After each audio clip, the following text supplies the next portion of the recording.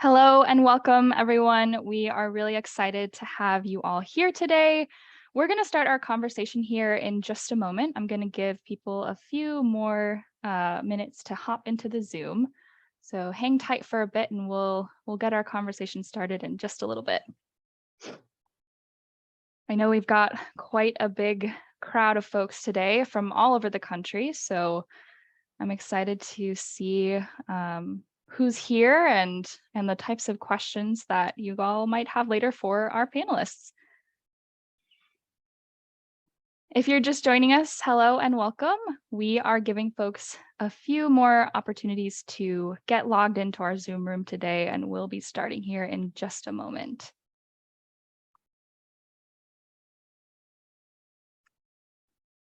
All right, I think we can go ahead and get started.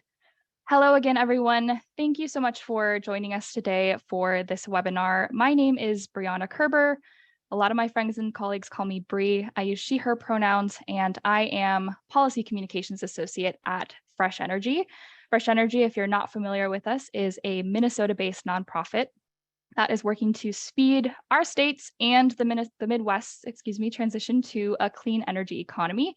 And the topic that we're covering today fits really well into the work that our clean electricity team does, expanding wind, solar, and storage with an eye toward dual use siting. So today, we are going to be hearing from several special guests about the nexus or connection between stormwater management and solar energy. And this is a topic that was new even to me when I first began working with some of the folks on our webinar here today. So I'm really excited to be able to give them the floor and let them do their thing by giving us the scoop on some of the ins and outs of a solar permitting process that also enhances water and ecosystem services for host communities. Before we jump into our conversation, a couple super quick housekeeping notes. We are excited to have both the chat and the Q&A box available for you today. James is going to be keeping an eye on the chat and answering any questions that he can as they filter through.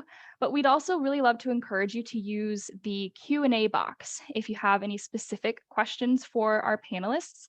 And to make it really easy on us, if you would like a specific panelist to answer your question, please feel free to note who the question is for when you drop it in the Q&A box, and then I'll make sure to direct your question to our specific panelists when we get to that portion of the hour. My favorite thing about the Q&A box is that you can upvote questions you see from other people. So if you see a question you really like or are also curious about, you can upvote it and let me know on the back end that it's a popular question. As I mentioned, we have a great group of folks on this call today. We're going to hear from Brian Ross with GPI, James McCall with NREL, Dr. David Mulla with the University of Minnesota, Todd Smith with the Minnesota Pollution Control Agency, Robert Gu with the US EPA, and Lee Straight with EOR. And I would love to kick us off with a round of introductions. And Brian, I would love to have you start. Thank you, everyone. And thanks, Bree. I'm Brian Ross with the Great Plains Institute. I'm the Vice President of Renewable Energy. Great Plains Institute is a nonprofit organization, neighbor to Fresh Energy in Minneapolis, Minnesota, but we work nationally. And we have done a lot of work on solar and wind siting issues and host community co-benefits, and which is hence our interest in this project. I think I'm up next. My name is James McCall. I'm an energy and environment analyst at the National Renewable Energy Laboratory, and we've been acting as the principal investigator for this project, making sure that this fine work that this group is kind of getting out there to everyone else. I'll turn it over to Dr. Mulla next. Thank you, James, and thank you, Brianna, for organizing this session, and thank you to all the participants. My name is David Mulla. I'm a professor and Larson Chair for Soil and Water Resources in the Department of Soil, Water, and Climate at the University of Minnesota. And I work on modeling stormwater, hydrology of agricultural and non-point source pollution. And I'm very excited to share the research we've done and in developing a runoff calculator for ground-mounted solar sites.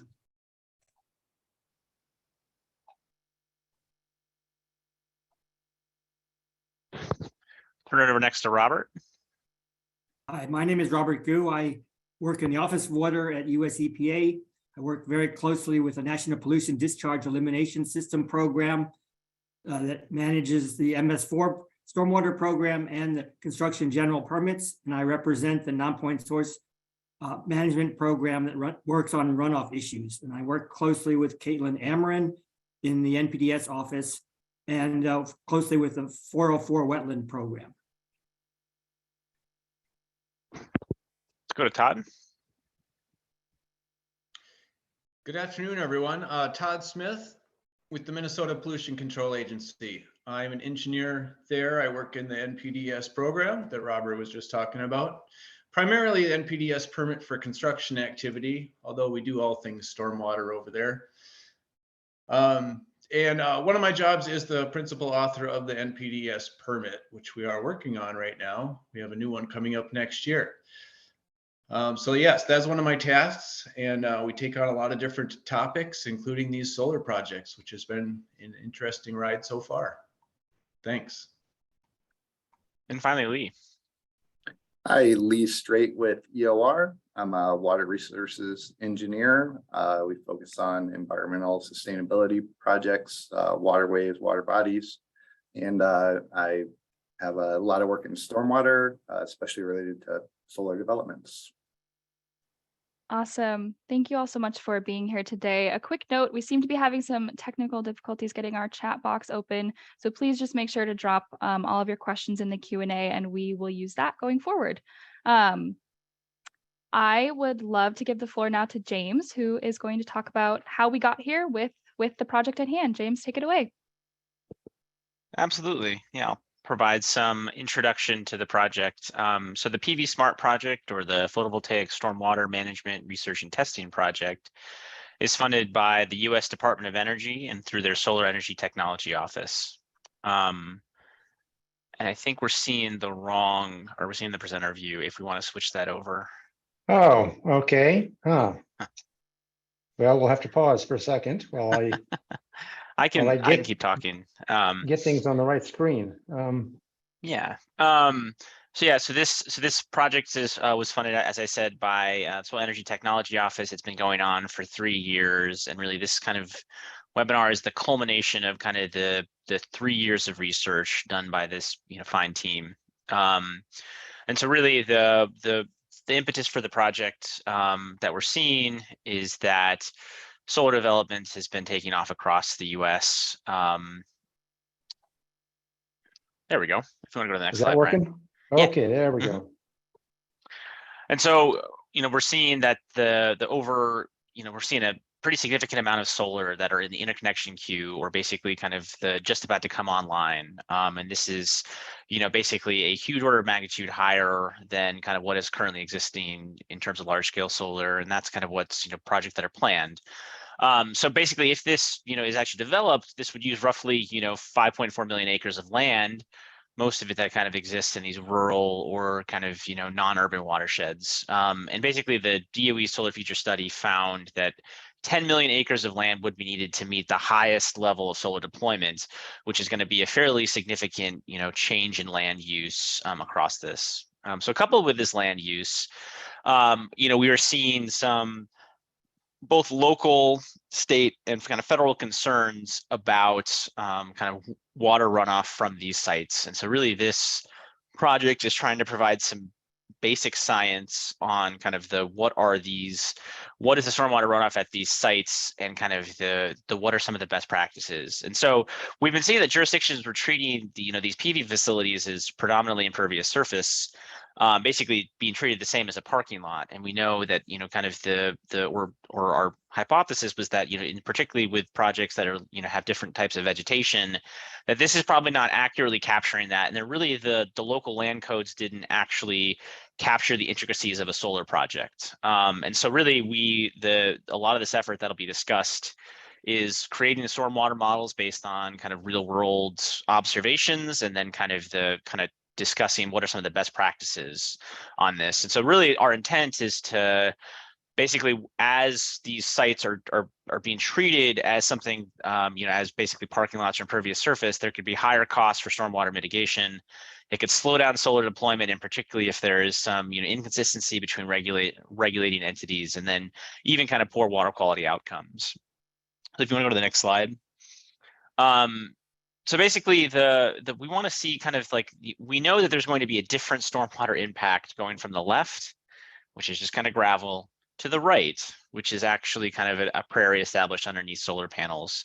And so right now, in particular in some jurisdictions, these projects are being treated the same from a stormwater perspective, but we know that that is probably not accurate. And so we tried to kind of assess this. And so I think the next slide, so our kind of goals of the PV Smart project is to reduce the balance of system of costs. So if there's less water runoff, then we have to have kind of less retention ponds or smaller retention ponds to kind of manage stormwater. We want to improve water quality outcomes. And then we want to really kind of establish science-based guidelines for estimating the stormwater runoff based on real world observations.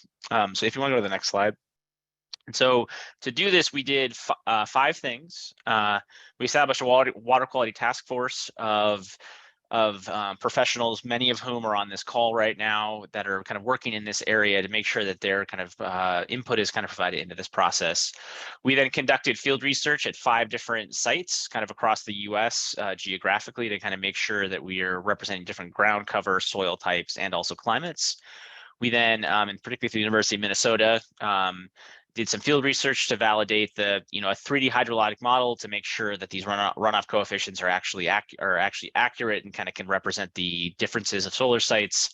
GPI has done a lot of work on developing stormwater management and water quality best practices. So basically, what are some of these things that we found, and what are the key parameters that need to be addressed as we're kind of doing stormwater permitting? And then kind of this last one is really why we're doing this webinar. We want to engage with local jurisdictions and other stakeholders to kind of get the word out and basically make sure that this science is, available to people who need to use it. So if you want to go to the next slide. So as I mentioned before, our kind of partners are University of Minnesota, Great Plains Institute, Fresh Energy, and NREL. And these are all represented on this webinar, coupled with our water quality task force, which is a combination of regulators, industry members, some kind of engineers, and then also some kind of academics. So it's making sure that we're getting a wide variety of kind of input. And as you can see, both Robert, Todd, and Lee are all on this water quality task force. So next slide. And now I'm going to hand it off to Brian, who's going to go a lot more into some of our kind of initial findings and best practices. Okay, thanks, James. So really what it comes down to on what this project is that we're trying to help particularly host communities, but also kind of water quality professionals across the nation understand what turns this scenario, which is not very welcoming, into this scenario. And how do we measure that, and how is that incorporated into development practices and best practices, and what kind of considerations do permit officials need to make in order to make sure they're accounting for the variety of projects? The interesting thing about these pictures that you hear in front of you are that they're actually at the same place. We had a solar development that was not working very well on the left, and they then after some discussion with regulators, came up with a solution which is on the right. So it is something that can be done either one way or the other, and we wanted to kind of document and verify what the impacts of that were and what the opportunities were, both for water quality, for host communities, as well as for the solar industry. So again, this is just GPI. We're the nonprofit organization. We've been working a lot on the co-benefits of solar and wind energy development, including a fair amount of water quality research and best practices in various ways. As our role in the project was to kind of focus on the best practices after the research had been done. About a year ago, we actually published what we called our interim best practices, which is a document that you can get on the website, the project website, which took the spot we were at in the research, and we started taking it out to stakeholders across the nation and getting their feedback on both best practices as well as on the status of the research. to find out, make sure that we were going in the right direction, to make sure we were going to get something that was useful in the end to the audiences that would be using this and that are concerned about how solar occurs at the local level and at the national scale in terms of getting the amount of deployment that we want to see. So what we have done with these interim best practices, and I'm just going to run fairly quickly through this, we are redesigning them now to reflect the final findings of our study. And Dr. is going to go into this in a lot more detail, but we basically came up with 4 different major findings on what needs to be considered from the standpoint of water quality and solar deployment. And the first and most prominent one was addressing the issue of compacted soils or bulk density of the soil. What are the priority best practices that kind of came out of this for solar projects were to really focus on low impact development, LID construction practices in the selection of construction equipment, staging plans for how you move equipment across during the construction phase, limiting the amount of grading, and certainly not removing soils, et cetera. There's a whole series of low impact development construction practices that would result in maintaining low bulk densities. And if indeed you needed to, post-construction, to plow, chisel, or scarify in order to decompact soils to a threshold standard, so that the developer, the host community, and everyone else can be sure that in fact you're going to have infiltration on site rather than runoff. Things like seeding the site between clearing and construction, and also looking beyond the actual construction phase in terms of compaction issues to make sure that post-construction O&M plans are maintaining the targeted bulk densities of the soil over time, so that we don't end up with compacted soils after the construction is ended. The second finding we had was on soil depth. And this was a very interesting finding, that this was a critical component because it's something that, from the standpoint of stormwater, hardly anybody in the nation was looking at. So we kind of identified some best practices here to recognize that the soil depth, or the rooting depth of the soil, is actually the infiltration capacity of the site, and is very critical to identifying stormwater. So just measuring and identifying soil depth within the construction process and the permitting process, making sure that there are some understanding about how to avoid shallow soil sites or sections of sites, or if you can't avoid them, providing for additional mitigation so that there's not any surprises, and that the water quality impacts are addressed appropriately, and tailoring those mitigation steps for different kinds of soil depths and bulk density as the 2 biggest things that need to be addressed from a standpoint of stormwater management on the site. The third finding we had was that ground cover was very important, and that different types of ground cover ended up with different kinds of infiltration ability, different kinds of water retention on site, different kinds of runoff. So some of the things, particularly at the local level, where we saw a lot of variation at the local permitting level, is to recognizing that infiltration and water quality benefits does change with different kinds of ground cover choices, and making sure that that's addressed when you're looking at the kind of mitigation steps that a particular project might want to use. Looking again at encouraging the use of deep-rooted or native vegetation for the long-term water quality benefits that go beyond post-construction, or get into post-construction, go beyond the construction phase. Encouraging a greater diversity and sustainability of the native ground cover, and recognizing some of the co-benefits that come with different ground cover choices, whether that be habitat creation or visual co-benefits, not necessarily affecting water quality, but something that most water quality entities and host communities would like to see happen anyway. And then the final finding was on disconnection, which is the amount of space that is between the panels, with the panels which are impervious, but the ground which is underneath the panels as well as between the panels is pervious, particularly when you do the bulk density, soil depth, and ground cover in a manner to maximize that. So looking at the kind of things for solar sites to consider about a disconnection distance that appropriately allows for infiltration of the water, focusing on disconnection distance, particularly when you're looking at dense or shallow soils, some of those more difficult sites, and allowing for disconnection at the local level as a BMP when your modeling shows that it actually mitigates runoff, rather than a baseline condition. Disconnection can actually be considered, as it is in some regulatory environments already, as a BMP for mitigating stormwater. We are developing a series of tables that kind of reflect this. This is the compaction and bulk density set of tables with the current practice for permitting considerations and what the PV Smart implications are for the current practices.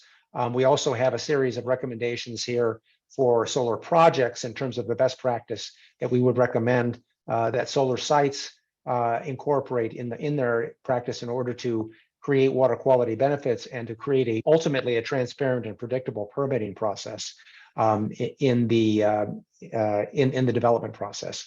So I ran through this kind of quickly, and I'm going to leave it next to let Dr. Mulla go in and do a description of the actual PV Smart solar runoff calculator, which was developed out of all the field research, really to enable developers, engineers, local decision makers, and state regulators, as the case may be, to work from a common foundation of knowledge and science in order to improve water quality outcomes for host communities and make for a predictable and transparent permitting process for the industry, so that we can get to accelerated goals and the expectations that we're seeing from the Solar Future Study and from the current market need that James identified earlier. So at this, I'm going to hand it off to Dr. Mulla to go into the details of the field research, what was the background behind this, what the findings were, and what the ramifications of that is, as well as a tutorial on the calculator. So I will stop sharing, David, and let you take over.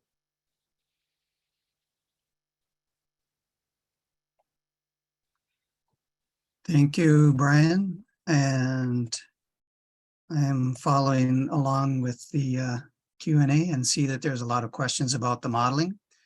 And that's what I will answer in this presentation, is how we developed the PV Smart Solar Runoff Calculator. And I want to acknowledge Jake Galski, who's also here, and he is a researcher that is actually doing the modeling and collecting a lot of the experimental data. So as was mentioned earlier, we want to develop this runoff calculator to estimate stormwater runoff at ground-mounted solar photovoltaic sites. And the tool accounts for soil and topographic characteristics, surface cover, disconnected impervious surfaces that are associated with the panel design, and climatic factors. We started by actually studying the 4 or 5 sites that are listed on this slide. So they're representative of different areas of the country, different climates, different soils, and different management practices, and different amounts of rainfall. So there's a wide diversity of sites: Minnesota, Oregon, New York, Georgia, and Colorado. I do want to point out that, these are all 18 megawatts or less, as someone on the Q&A mentioned, but the results that we're developing are not dependent on the area that is being installed, because what we're doing is we're estimating runoff coefficients for individual soils within sites, and then those individual runoff coefficients can be used with other modeling systems like TR55, SWIM, HydroCAD, to estimate the total amount of runoff from a site. So what we're generating here primarily would be runoff curve numbers, which don't depend on the area of a site, They instead depend on the characteristics of the site that are reflected by this diversity that we're talking about. So at each of the sites, we did monitoring of the precipitation as well as the soil moisture beneath the arrays, beneath the drip edge, and in the area of full sun between the arrays. We also monitored the drip coming off of the edges of the panels. And in general, what we found is that about 10 times the precipitation falling on the panel was dripping off the edges. So there's a concentrated flow at that site on the drip edge. And our approach takes into account what that concentrated flow does in terms of infiltration and runoff. For each of the sites, we did extensive characterization of the vegetation and the slope and the characteristics of the site, including infiltration and runoff and measurements of soil moisture. And these data were used to calibrate our model. The specific model that we used for the initial modeling is called Hydrus 3D. It simulates a 2 or 3 dimensional variably saturated flow in the unsaturated zone. The model inputs are soil depth, soil texture, soil bulk density, saturated moisture content, soil hydraulic conductivity, and slope. And the data from our 5 experimental sites were used to calibrate the model and then determine its accuracy against measured data. So we did some calibration of parameters like saturated hydraulic conductivity, which we also measured experimentally at each of the sites. So we didn't do a large amount of calibration, and measured values were pretty close to what the final calibrated value should be. An example showing the agreement between our measured data, the green lines, and the modeled data, which is the brown lines, shows a very good agreement between the measured and the modeled results for different precipitation events, which are the vertical blue lines. And for the 5 different soil textures that we had, our root mean square errors, where we compared the measured to the predicted values, are actually all very good. Our best results were obtained in the sandiest soils, where we had the highest infiltration rates. And the results were less satisfactory in one of the clay sites, but still very acceptable. So the idea here is we're trying to use our knowledge of the 3-dimensional nature of hydrology at these ground-mounted solar PV sites to get a better estimate of runoff. In the past, some people have modeled PV sites as if they're totally impervious, which is not really correct. And other people have tried modeling them as a mixture of pervious and impervious sites, which is more consistent with the approach we're using. We're accounting for the disconnection between the areas that are impervious, where the arrays are, where the precipitation runs off at the drip edge. But beneath the arrays, we're also allowing infiltration of water that runs off from upslope. And so it's not a completely pervious surface, it's not a completely impervious surface. There's a kind of mixture in that area. Then when water runs off into or rain falls on the full sun area between arrays, it can run off, it can be transpired, it can infiltrate downslope.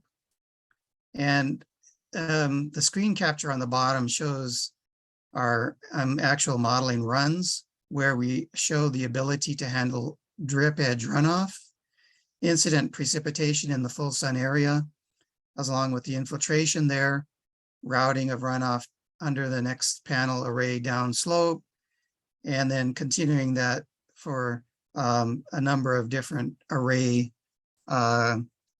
systems as you go downslope. Ultimately, we're predicting the amount of runoff that happens downslope. So the conclusions from our experimental studies at these 5 sites showed that the model was accurate at estimating runoff, that there were different factors that seemed to play a role here. And I've ranked these factors from more important to less important. Runoff was more strongly controlled by the design storms that we used than any other factor. So using a large design storm created a lot larger runoff than a smaller design storm. Compaction and bulk density of the soil was the second most important factor. Soil depth was the third most important factor. There's more runoff from shallower soils than deeper soils. The type of vegetation or ground cover or surface condition at the site was the fourth most important factor.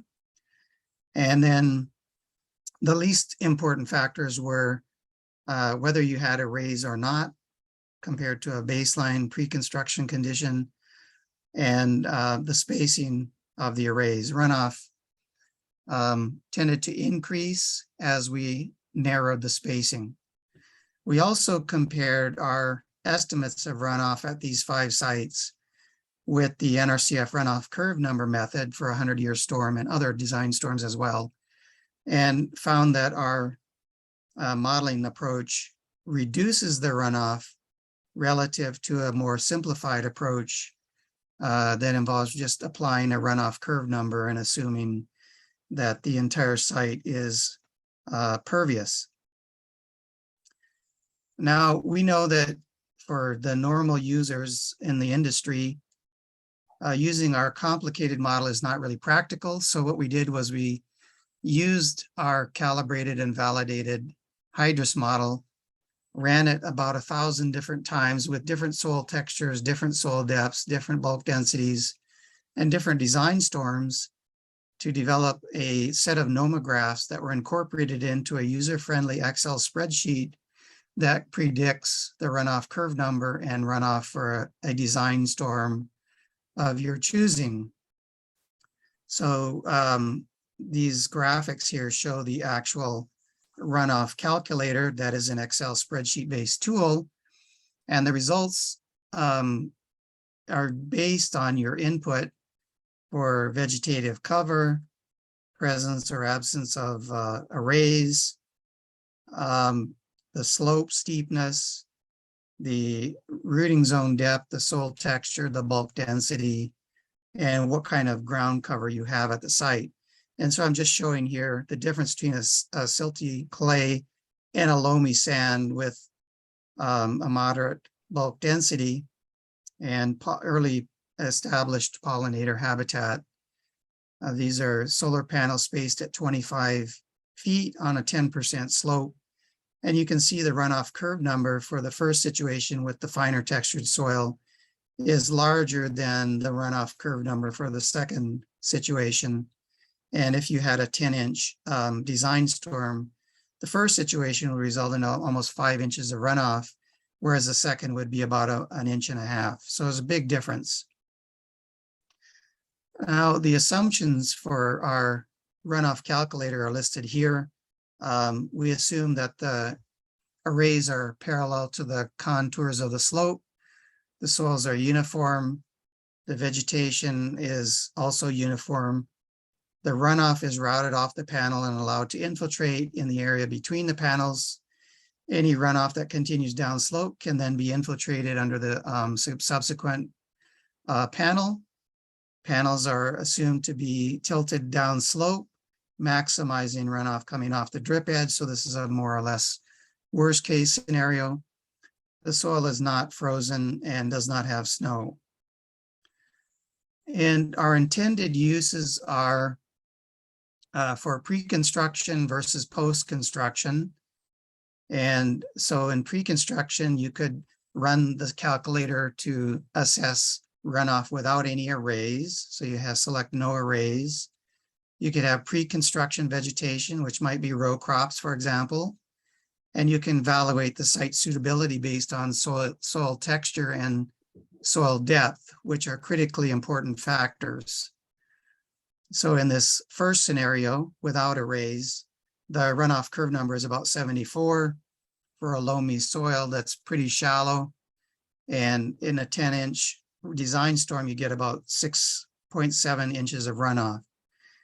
For post-construction, you could alter those to consider what might happen if you had post-construction management practices that created lower bulk density, like ripping, or management of wheel traffic so that you don't have compaction. There could be pollinators established. You'd have panels with a 25-foot spacing. What this combination would do is show you that your curve number goes down to about 57, and that reduces the runoff from about 6.7 to 4.4 inches. Now, to use this tool, there are two ways to gather the input data. You can measure the data at the site and then put it in, or you can use national databases from the NRCS. These are the soil databases called SURGO, and you can look up all the input data for your site from the SURGO databases as a second alternative. I just want to highlight a few things that Brian mentioned. Soil depth is very important, and if you have deeper soils, you'll get less runoff than shallower soils. That's shown here in the calculator. And again, you can get the soil depth from the NRCS SURGO database. Vegetation is very important, and there's a drop-down menu on our tool which allows you to choose from all these options. So you can have bare soil, gravel, row crops, turf grass. You can have pollinators, forests, mature prairie. You choose what kind of vegetation you want, and that will affect the bulk density. So if you're exploring post-construction effects of bulk density, vegetation, you just enter from this drop-down menu what kind of ground cover you want. You don't change the bulk density, because that can be independently changed to reflect ripping of the soil or management of wheel traffic. They're independent of each other. So you select the vegetative cover during the pre-construction period that you want to evaluate, and then you can look at how that affects your runoff. So in this example, for a loamy soil, you're looking at the difference between newly established pollinator versus turf grass. There is an increase in runoff with turf grass relative to the pollinator, and that gives additional runoff from the site. So to conclude, we developed a user-friendly runoff curve number calculator, and the user inputs soil texture, soil depth, soil bulk density, vegetative cover, presence or absence of arrays, panel spacing if arrays are present, and slope. And then the calculator immediately gives you an estimate of the runoff curve number, which you can then you can enter your design storm of interest, and it will tell you how much runoff to expect. If you have different soils at the site, you can run this calculator for each soil, and then you can use the area weighted inputs of the different soil runoff curve numbers and put those results into other models that can calculate the total runoff from the site. And we'll have some examples of that later on in this webinar. So the runoff calculator allows for accurate consideration of runoff generated by the disconnected pervious surfaces as affected by a wide range of site-specific conditions. And that will conclude my prepared presentation, and I thank you for your attention. Yeah, David, there's a couple of, I think, clarifying questions that maybe you could answer now. We will have some question and answers later, especially after we finish the rest of our panelists. But there was a question. Right. Was the question on getting the model calibrated to large storms or all storms? We calibrated the model based on our measured storms, and then we ran the model with a wide range of storm events. So all the way from 1-year return frequency storms to about 200 or 250-year return frequency storms. So a very wide range of storm events. Is the model applicable to sites where you have cut and fill? Yes, of course, because the cut and fill will change the soil depth and it will change the bulk density. So if you know how the cut and fill has changed the bulk density or the soil depth, you can enter that in the model. Are there recommendations for the drainage area limitations to which the calculator can be applied?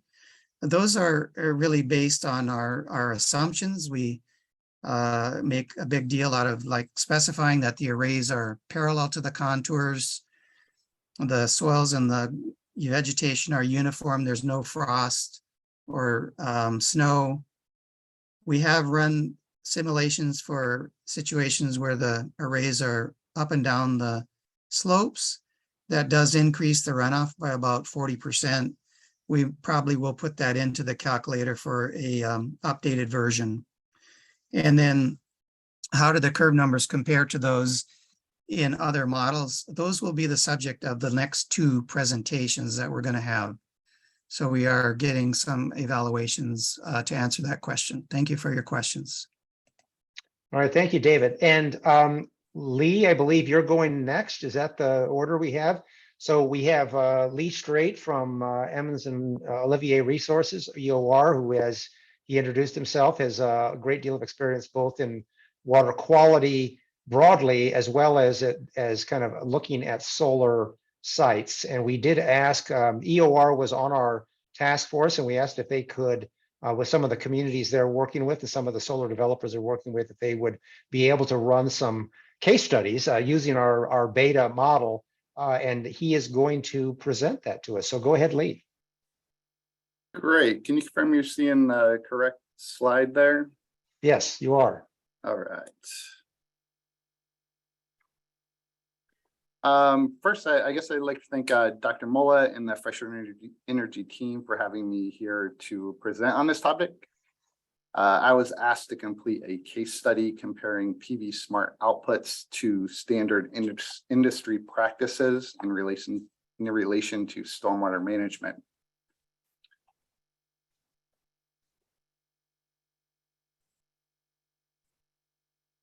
There we go. First, a little bit about my team. I am with Emmons and Olivier Resources, EOR for short. We are a team of engineers, biologists, ecologists, hydrologists, and land use specialists. In general, we work to make the world more environmentally sustainable, natural, and beautiful by restoring water bodies, waterways, reducing development impact through smart stormwater management, and bringing ecological features back to their natural state of being. We also happen to do a large amount of site assessment, permitting, and civil design for solar developments throughout the Midwest and beyond. EOR mainly works in the upper Midwest, but we are expanding as opportunities present themselves. The yellow stars in this slide show all the solar sites we have worked on, and the red stars show all the electric utility substations we have sited and designed. So what is smart stormwater management? Detention ponds and basins are always going to be a thing, but the best way to manage stormwater and minimize your development's impact on water quality is to reduce the amount of runoff from your site. EOR emphasizes low impact solar site development by establishing cover crops before construction to effectively reduce runoff during construction. We build our designs to minimize grading and soil compaction, and we mitigate soil compaction that does occur. Obviously, solar sites also provide an excellent opportunity to reestablish native prairie grasses and pollinator habitats, and we provide comprehensive vegetation management plans to make sure the plantings thrive. We also make sure to build in vegetation buffers around every site to capture runoff that does occur. Smart stormwater management requires smart and realistic modeling as well. To do that, you need accurate representation of soil conditions, characteristics, ground cover, and land use. PV Smart happens to be a great tool to account for the different soil variabilities, the bulk density, root zone depth, land use, vegetative cover, and of course, all these have a significant effect on the infiltration capacities. This is a neat study that was done by Jay Riggs when he was with the Dakota County, Minnesota Conservation District. It was shared with me by Jay Michaels, who is ERR's stormwater guru or godfather. We haven't settled on his official title yet, but we're working on it. Chances are, if you have read a stormwater ordinance in the Midwest, one of these two Jays had a hand in it. This study documented all rain events on a 25-acre site for a full year and the effects development had on the runoff volume. The chart's a little busy, but essentially the precipitation amounts above the colored curve number lines is runoff and precipitation below the line is infiltrated. In this case, changing the site from the partially vegetated and wooded site to residential with compacted soils that you would typically see resulted in an additional 12 million gallons of runoff per year. And that's a pretty big pond.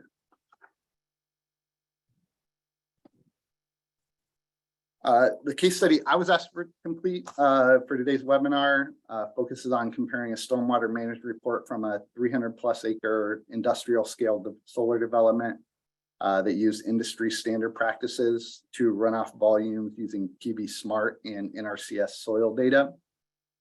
In the report I'm comparing to, all curve numbers were chosen based on 8 soil borings taken at lowland areas of the site. They're not really representative of the full soil profile, and they're all assumed to be compacted hydrologic soil group D with very high curve numbers, which is basically a worst case scenario for pre-development runoff.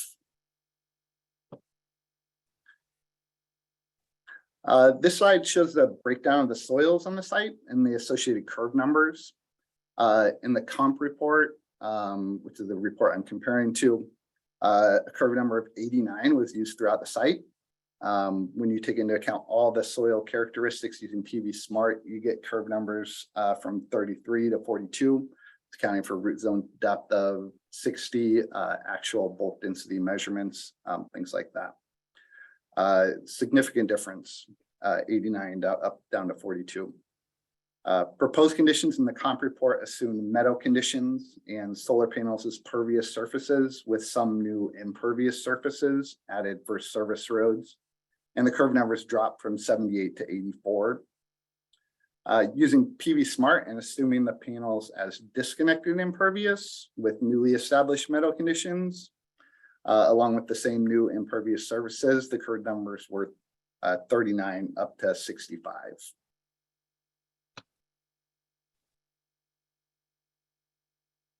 This next slide shows the modeled runoff curves for the 10-year 24-hour storm using HydroCAD from the 4 different reaches in the development. The gray curve is existing conditions from the comp report. The red curve is existing conditions if the lookup table from HydroCAD is used. The purple curve is the proposed conditions from the comp report. The green curve is the existing conditions using PV Smart curve numbers and fully accounting for soil conditions. And the blue curve is proposed conditions using PV Smart. Pretty obviously, these curves show the stark difference in stormwater runoff when you fully account for soil conditions using PV Smart. In all reaches, the difference between the comp report proposed conditions and the PV Smart proposed conditions, runoff volumes using PV Smart are approximately 10% or less of the comp report.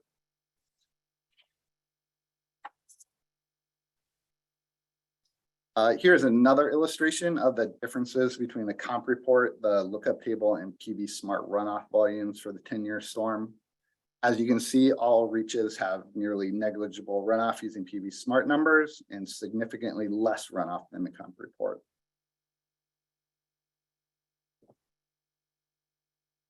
In summary, the proper accounting of the complete soil picture and profile leads to significantly reduced stormwater management burden.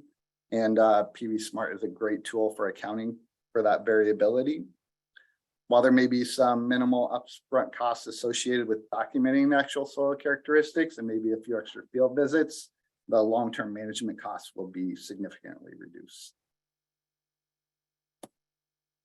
I'd be happy to talk offline about the results of the case study and how PV Smart might be a good choice for your next project. Feel free to reach out, and thank you for your time. All right, thanks, Lee. And next up is going to be Todd. Todd, why don't you go ahead and get your slides up?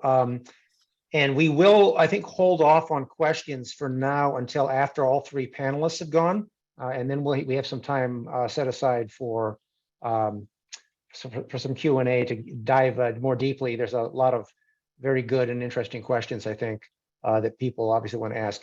So Todd is our state regulator on the panel, has a great deal of experience with solar in a number of different kinds of sites in Minnesota, as well as, of course, long experience on the stormwater management, construction general permit, and other water quality issues. So go ahead, Todd. Great, thank you. Good afternoon, everyone. So I was going to take just a minute and talk about what we're doing with solar projects in Minnesota. We've got a calculator of our own, and maybe we could just talk about the two calculators side by side here as we get going. So in Minnesota, like in all the states, you got to get an NPDES permit for your stormwater management. And we do have treatment requirements in there, and it's all based on impervious surfaces. I'm sure many of you already know this. And it's been somewhat like this for a good 20 years now. And the base requirement's always been, if you're going to create a net increase of impervious surfaces of more than 1 acre, you're going to be required to have some type of stormwater treatment system on the project. And that is the rule that we've been running with. And it's a pretty simple calculation. The volume of the water that you need to capture on your site is just 1 inch times that net increase of impervious surface. So you get a volume of water with that real basic calculation. And we have run with that for quite a few years. It wasn't until just recently that the solar industry started applying for a lot of permits, and it quickly became evident that solar panels are not exactly your typical type of impervious surface, since we have always assumed that creating impervious surface means you're eliminating some type of pervious surface. And that's not true here, or at least you have the opportunity for it to not be true because you have the area under the panels. So we did recognize that it was going to be fair and reasonable and to have a different standard for solar panels. So we did work on a calculator for that. One of the things our permit focuses on is infiltration. It is the goal of our permit to try and mimic the natural hydrology of the landscape out there. And we need to promote infiltration since we're covering so much of the planet with these impervious surfaces. So on these solar panels, we developed our own calculator, and we resurrected an old BMP called disconnected impervious surfaces, which you can model in a number of different programs like XP Swim. And we had actually done all of this work prior to us creating this calculator, as far as creating these performance curves that I'll show you and associating it with that standard, the 1 inch times the impervious surface. So here's how it works. This credit basically comes back and gives you a credit, assuming you've maintained that vegetation under the panel. The credit is based on XP Swim modeling, and it's really has the inputs are the pervious surface versus the impervious surface, the ratio between those two. In the picture here, you can see the panels being the impervious surface, and the pervious area being the area between the panels and also the area under the panels. That's the Y plus Z there, which I believe is the equivalent to the panel spacing input on the calculator Dr. Muller's been talking about. So with those dimensions, you can create that ratio, the pervious to impervious ratio. And this is what our calculator looks like. User inputs are here. There's your pervious and impervious area. The runoff depth is based on the vegetated conditions of an undeveloped site, and it's dependent on the soil types, A, B, C, and D. The average runoff is what you look up on these performance curves that I'll show you And the runoff depth is a somewhat fixed number for the state of Minnesota based on rainfall records. And that performance goal there is straight from our permit, 1 inch times the impervious surface. So what we developed here, and we used 35 years of continuous simulation modeling to estimate all of the runoff events for all the storm events for 35 years in 3 different locations throughout the state of Minnesota. And based on the soil types, and it's just broken down as to A, B, C, and D, and that ratio between the pervious and impervious areas, you could look up the average annual runoff depth with these charts. And that is the gist of our calculator. We have a bunch of assumptions too. These aren't too unlike the ones you just heard about. We expect that earth disturbance be minimized during construction and that you have vegetation under those panels. We do expect that the vegetation is well established. All the other impervious surfaces on a site need to follow the regular construction stormwater permit rules. The panels should be 10 feet or less in height. And we do assume that there's some pervious covered downslope, if you will, from those last few rows.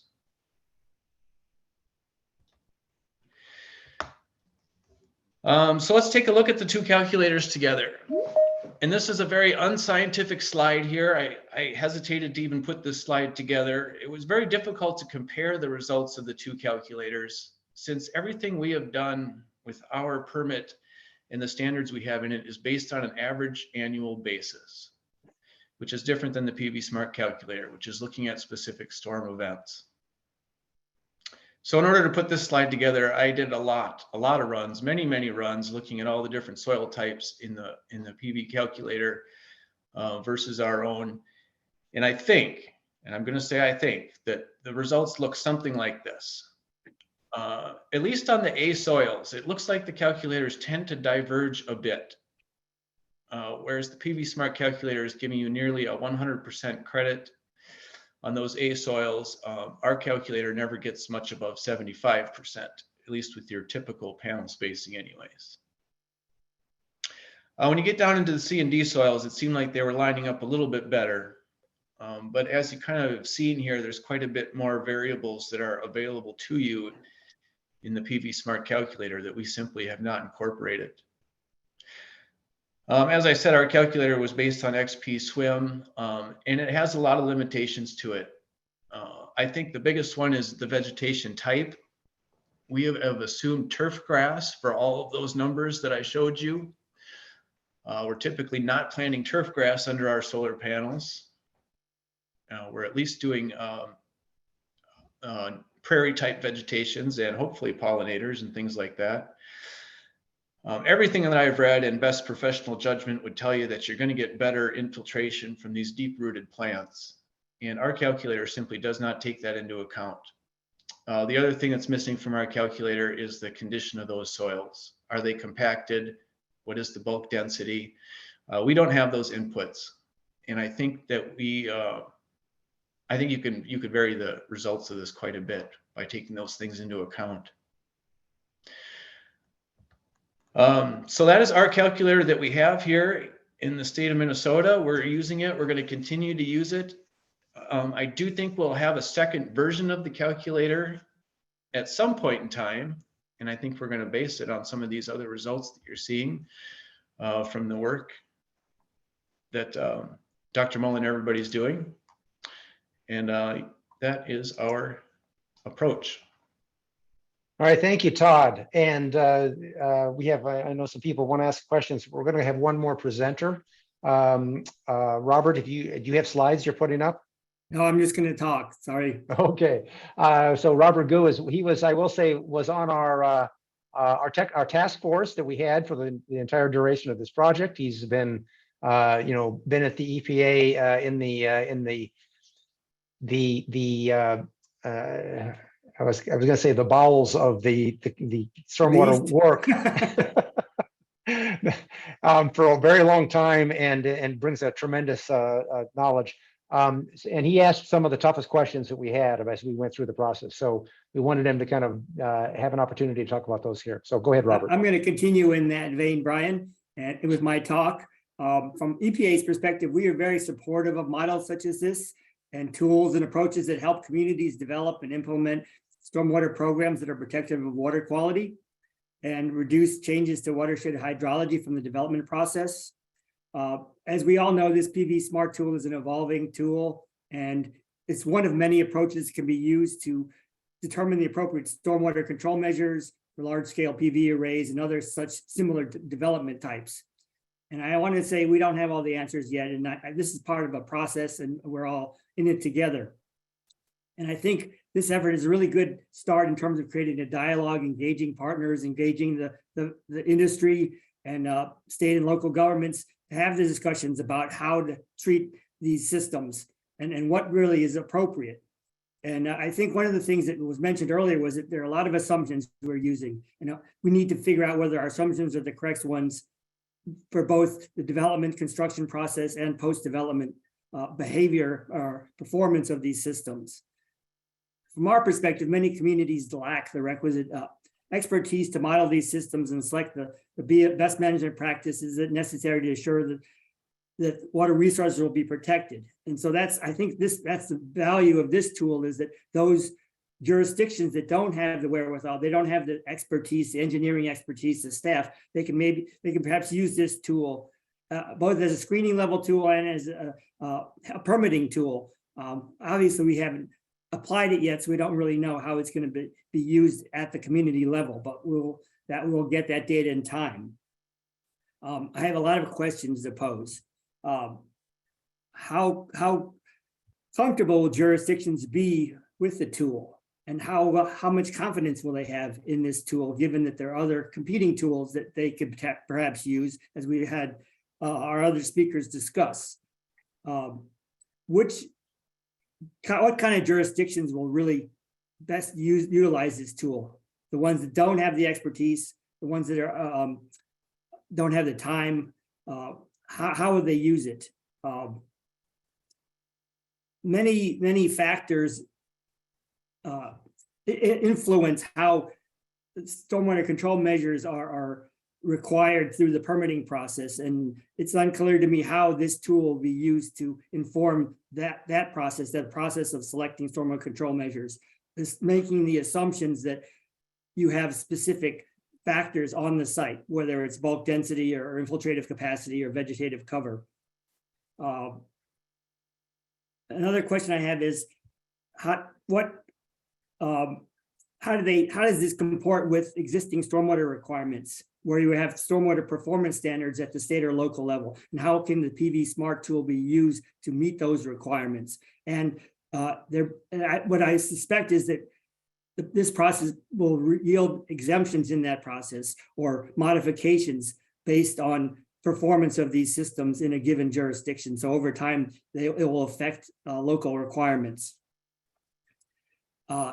We haven't really talked about what research needs. We sort of touched on it from various perspectives. We only had a handful of sites for this effort. Most of them were on fairly flat surface sites, with perhaps some shallow slopes. We haven't fully looked at all vegetative cover issues, forest conversion to PV solar array, deep-rooted plants versus shallow-rooted plants. Todd mentioned turf versus meadow. Those all are considerations. We tried to address that in the model, but we still have a long way to go in terms of whether we'll have some nationally applicable utility for the model. We don't have good data on pre-development, post-development runoff conditions, and what effects both design, construction, and overall long-term maintenance have on runoff conditions. And I'd like to see more modeling on that front. And then I'd like to see, as Todd and Lee both mentioned, more comparisons between continuous simulation models or more complex models such as SWIM or HydroCAD and the PV Smart model to validate its utility and make jurisdictions more comfortable that it represents the behavior of the system that they may permit or allow to be built in their jurisdictions. A couple more things. Do we have a use the right infiltration method? Is this sprinkle infiltrometer the right way to look at infiltration? Things like that. I'd like to see some comparisons. Is bulk density the right surrogate for looking at a larger set of site-specific conditions?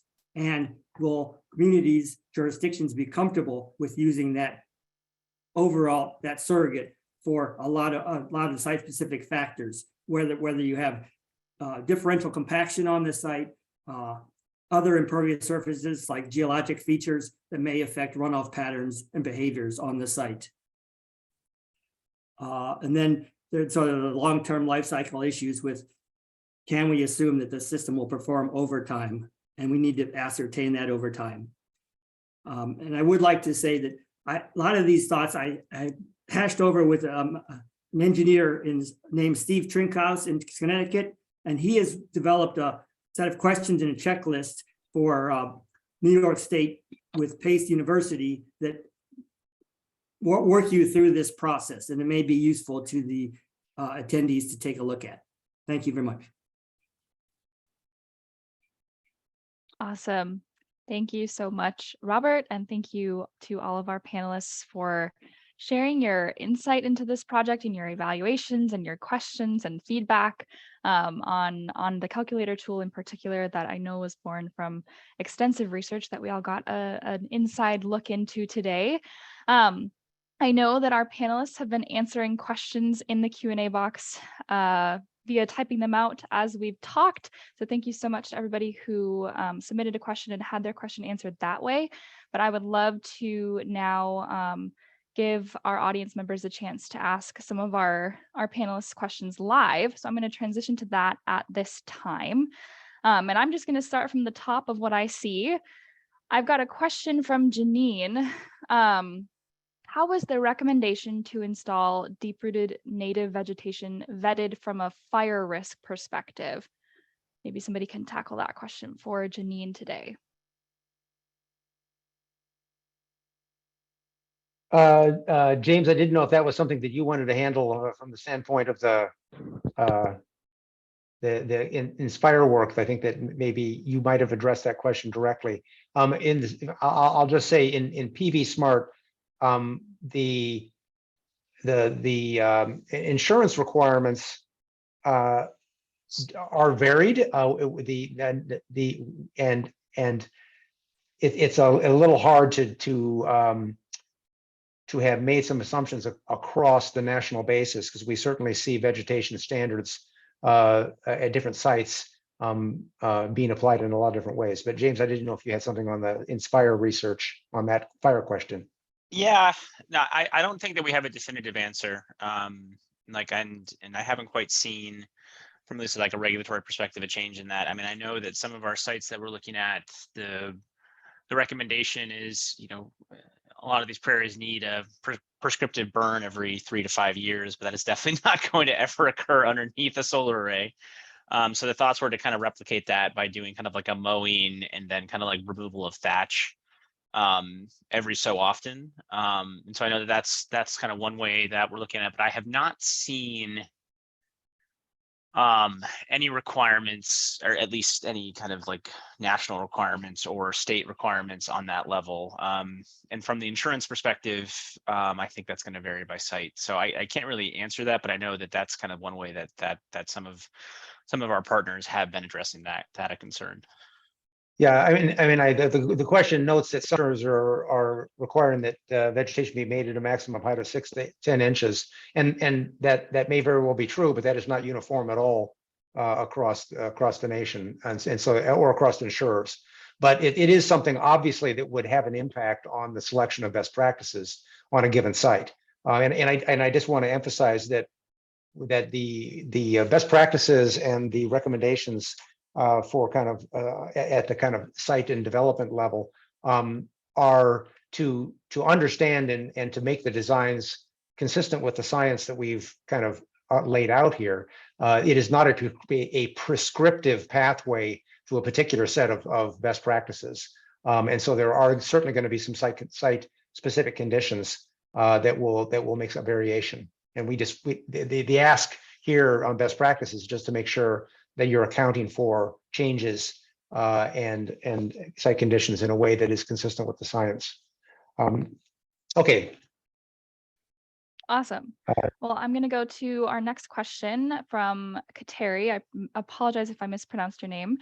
Is there an opportunity for the same type of calculator to be used for urban lawns and landscapes, which can also benefit from decompaction, increased organic matter, and establishing permanent vegetation with optimal rooting depth?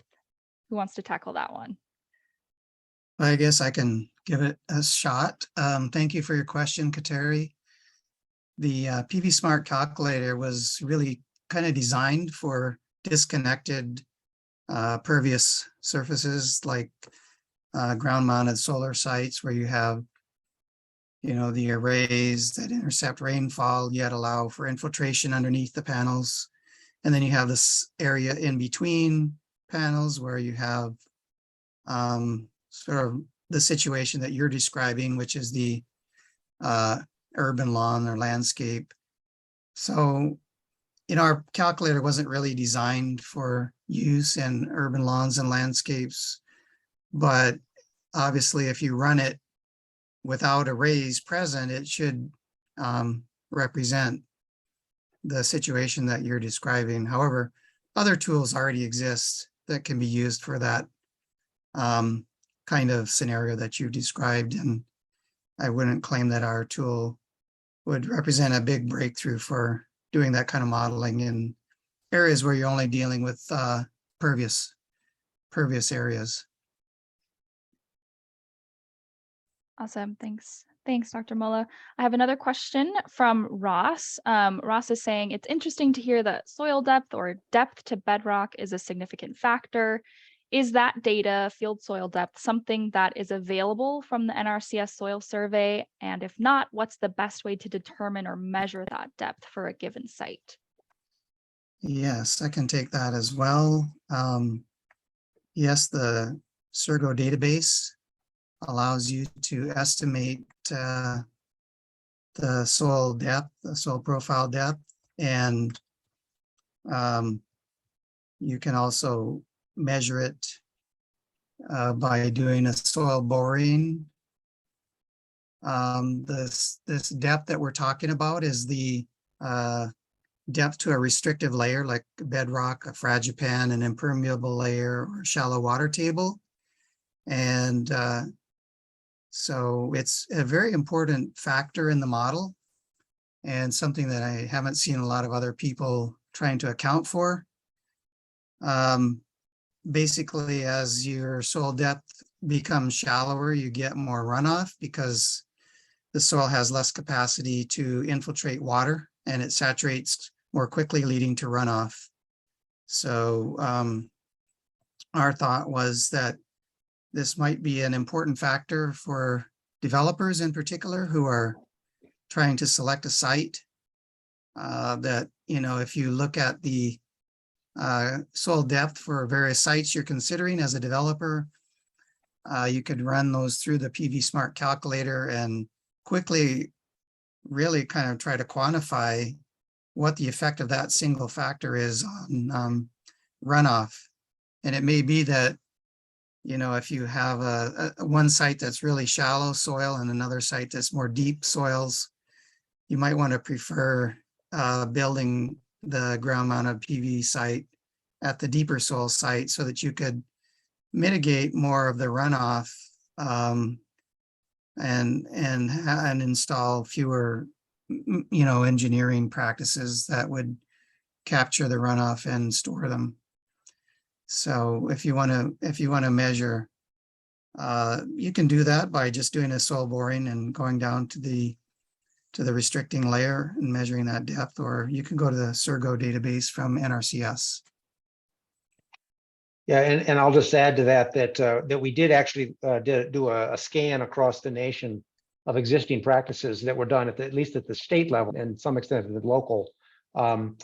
And we did not find anybody who, from a stormwater standpoint, was looking at soil depth or that kind of infiltrative capacity question that David was just talking about. So it is actually that is one of our big surprise findings here, is that there's a major component here that is kind of comes into play in terms of water quality impacts or water quality opportunity when you have actually a deep soil depth and you have, for instance, an impaired water that maybe could be benefited by solar. Awesome. Well, Todd, I think we have a clarification or confirmation question for you. Someone in the Q&A box said that they have checked your Excel file that you shared during your presentation, and they're just wondering which cell would give them the total generated runoff. I don't know if you can confirm that for us quickly, or you can type in the answer in the box too. Yeah, I think I know the answer to that question. I saw it there. Are you guys seeing the screen right now? No. Oh.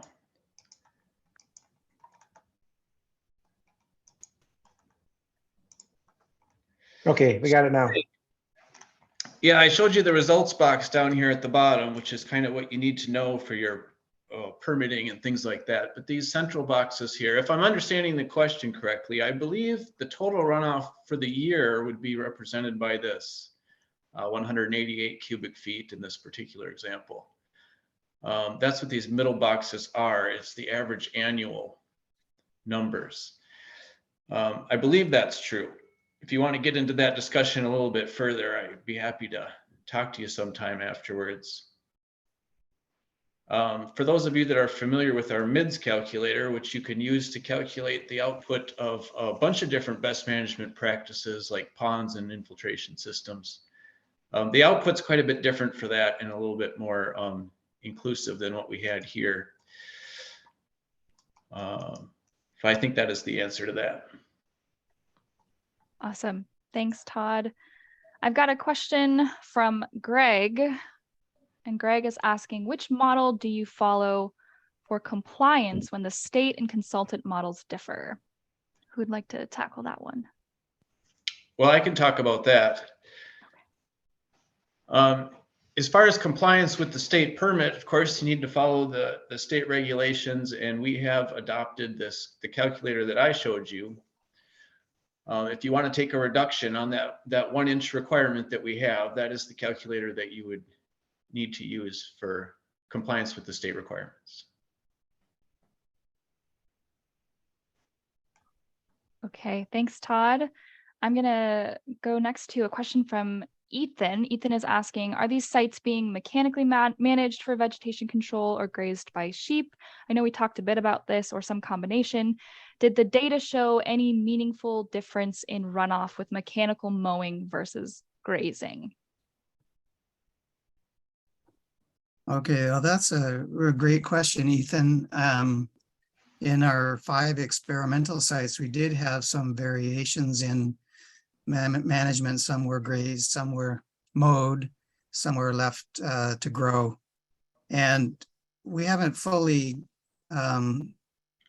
evaluated the differences yet for those conditions. But that is a question that we are looking to answer sometime in the near future. Thanks, Dr. Mulla.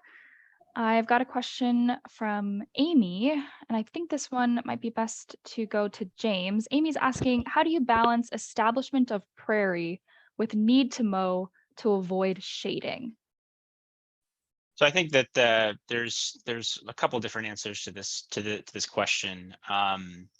So basically, even during the establishment of prairie process during the first couple of years, there's going to need to be mowing events just to kind of prevent kind of weed and other type of kind of competition. So that's just kind of a natural part of just establishing the prairie. In terms of actual shading on the panels, we've seen a lot of different responses to that type of question. We have seen some developers who will just kind of establish prairie, and then basically once it reaches a certain height of their panels, they will just kind of come in and do a mowing event. We've seen some developers make the decision to kind of increase cost and actually raise the panels to then allow for that kind of height. And then we've also seen some kind of seed mixes that are, basically rely on native species that only grow to a certain height. And there's a lot of different factors that kind of go into that.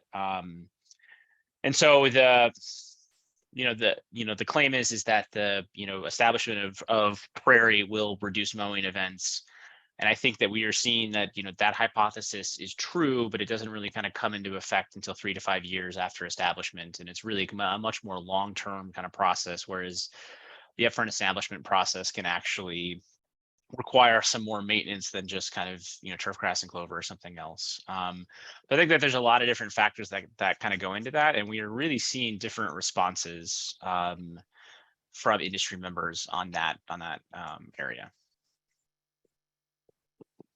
Thanks, James.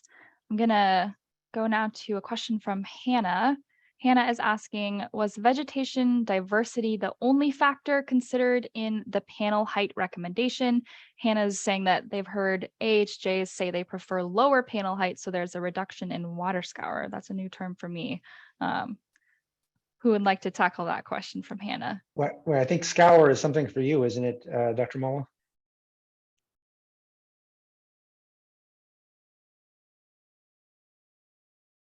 Well,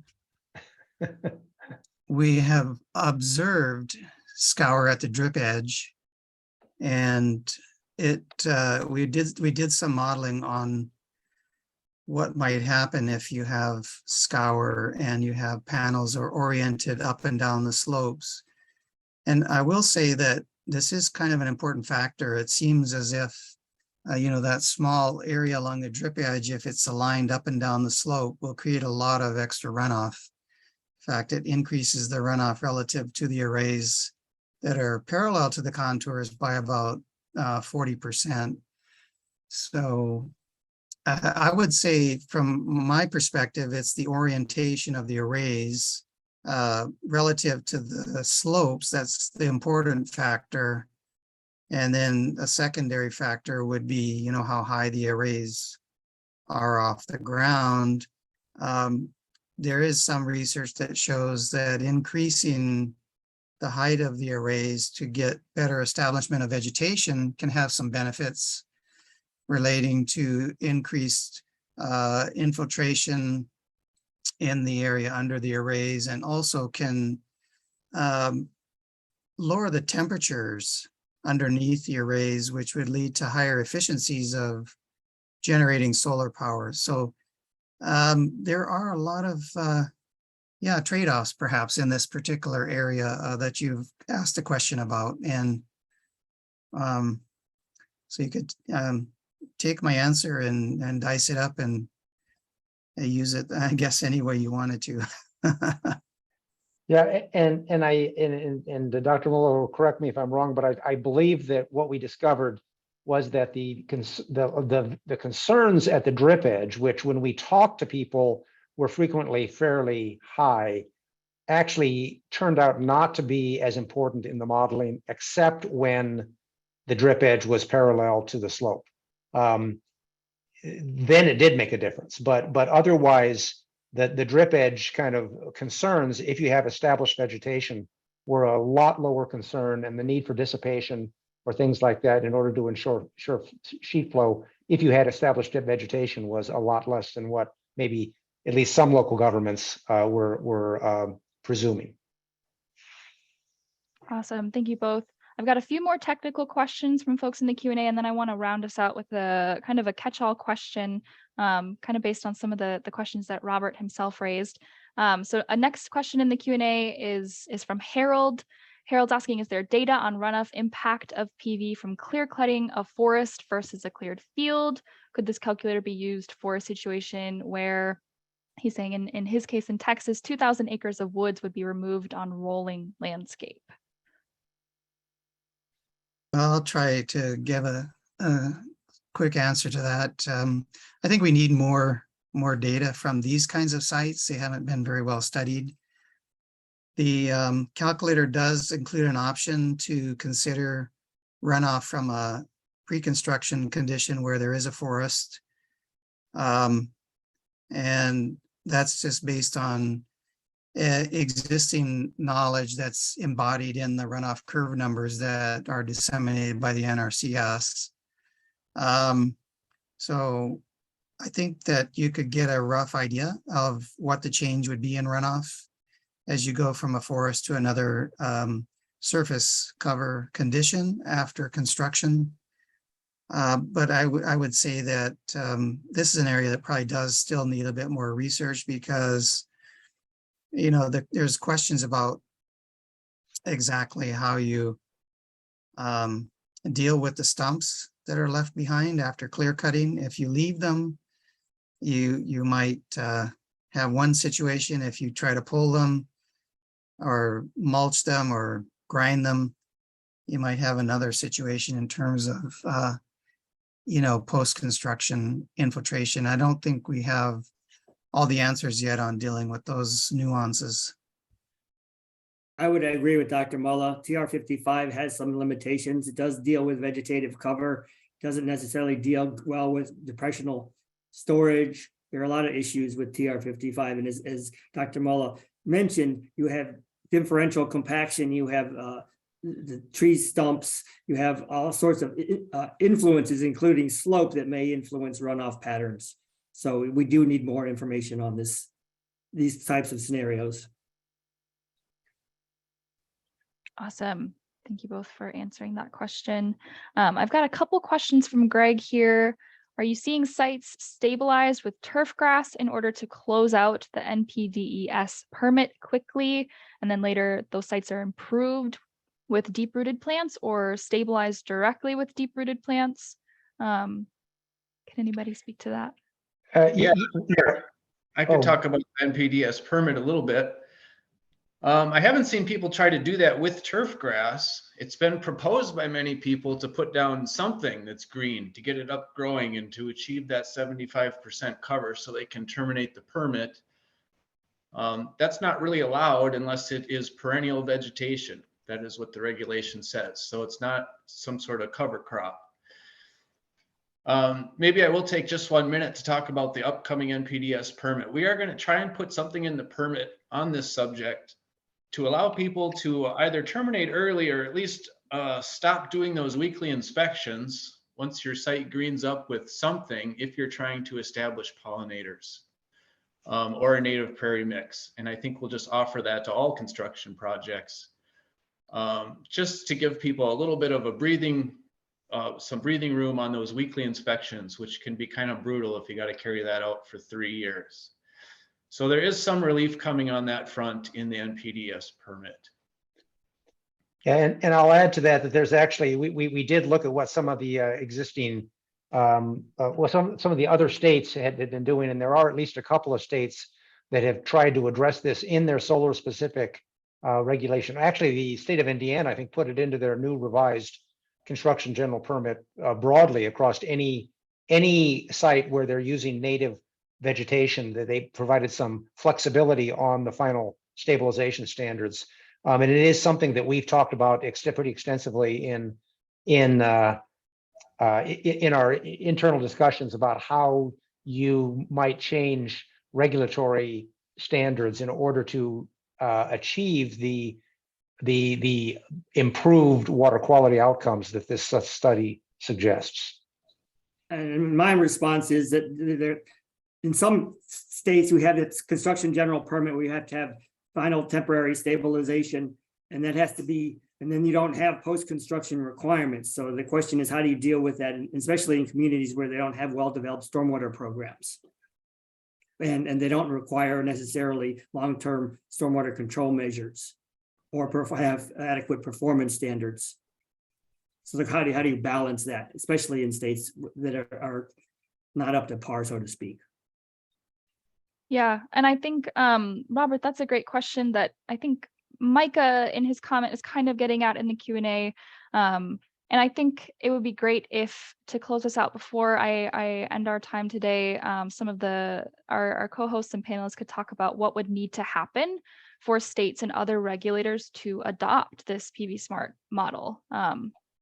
If maybe a few of you could speak to that, and then we'll end our time after that. Well, as I alluded to earlier, we are looking at a version 2 of our own calculator, and we'll be taking a look at all of the stuff that Dr. Mulla and these fine folks have been doing.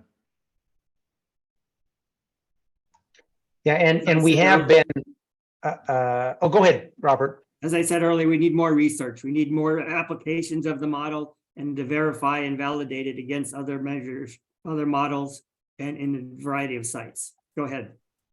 Yeah, and I would just say we have been presenting this for the last year to a number of different state water quality staff. And we have had a few that have already made some changes based upon this. We have not had, of course, the calculator itself in front of anybody except in a very few cases. And we should probably note that the calculator will be actually posted on the website for everybody's use in somewhere around 2 weeks, I think is what we're looking at, if I'm not mistaken. I just wanted to also mention that in our meetings with a number of different states, we found that not every state was taking the approach that Minnesota uses, which is to try to estimate annual runoff. And a lot of states are basing their decisions about runoff on design storms. So that's why we chose to go the direction we did with regards to basing the calculator on design storms. We found a lot of states are more interested in using that approach than estimating annual runoff from long-term weather records. So but I mean, our tool could certainly be adapted to deal with annual precipitation patterns. Perfect. Thank you all. And I think everyone, that brings our event to a close because we are at time. Thank you so much to everybody who's stuck around with us for an hour and a half. We really appreciate your time. If we weren't able to answer your question today, please feel free to shoot me or any of our panelists an email. My email is kerber@fresh-energy.org. If you missed part of the conversation or are looking forward to revisiting it or sharing it, a recording will be available shortly. Everybody who registered for the event will get an email in the coming days with a link to both the audio and the video recordings from today. So stay tuned. Thank you again so much for joining us and have a great rest of your day.